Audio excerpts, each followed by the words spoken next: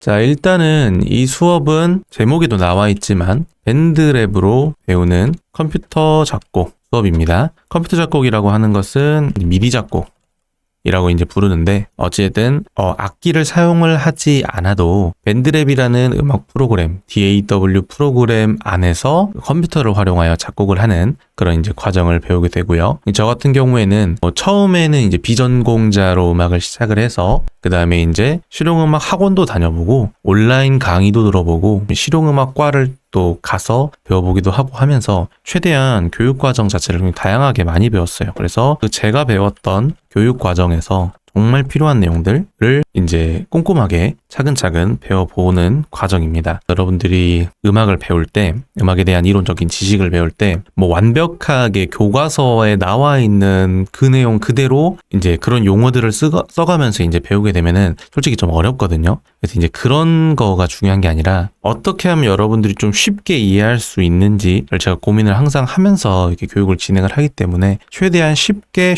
모든 내용을 풀어서 수업을 해드릴 거고, 이 과정에서 실용음악의 좀 전반적인 분야를 조금씩은 계속해서 다뤄갈 거예요. 그냥 마냥 컴퓨터 작곡 방법만 배우게 되면은 여러분들이 컴퓨터 작곡, 그러니까 이 밴드랩을 사용을 해서 작곡을 하는 그 기술적인 방법만 배우게 되는데, 그러게 되면은 나중에 이제 어떤 문제가 발생했었을 때 여러분들이 문제 해결 능력도 너무 떨어지고 그러다 보니 실력도 잘 안 올라요. 그러다 보니까 실용음악의 좀 전반적인 분야들, 뭐 예를 들어서 악보를 보는 방법이라든지 아주 조금씩이라도 계속 다루면서 기초를 매우 탄탄하게 가져갈 겁니다. 오케이, 그러면은 자, 세 번째 밴드랩 사용법 배우겠습니다. 일단은 밴드랩이 일단 큰 장점이 하나 있어요.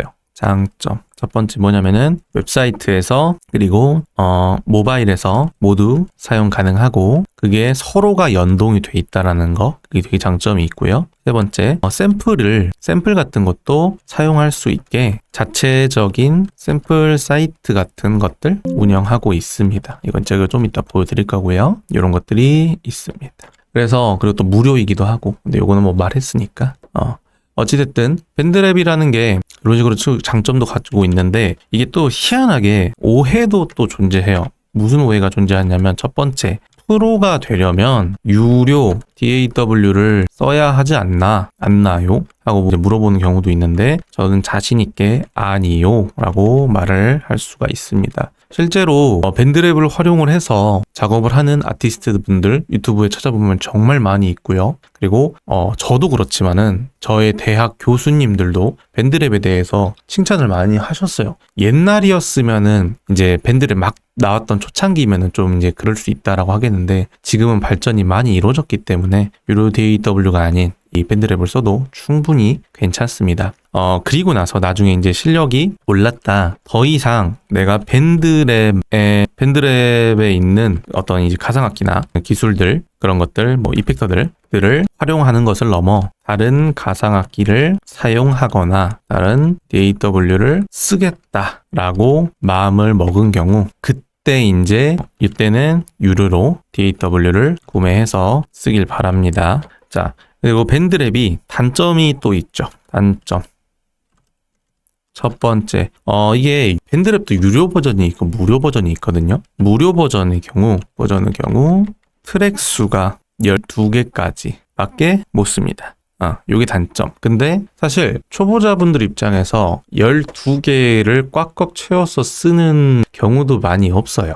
실제로. 물론 이제 조금 더 작업을 하는 습관도 더 들여지고 실력도 많이 오르면은 되게 디테일한 부분들을 많이 만지다 보니까 트랙 수를 엄청나게 많이 나눠가지고 작업을 하게 돼요. 유튜브에서 뭐 당장 K-POP 작곡하시는 분들 프로젝트 파일 같은 거 보면은 트랙 수 무지하게 많거든요. 막 한 프로젝트에 트랙이 50개 쌓여있고 그렇게 되어 있는데, 일단은 밴드랩은 트랙 수가 12개까지만 가능하다.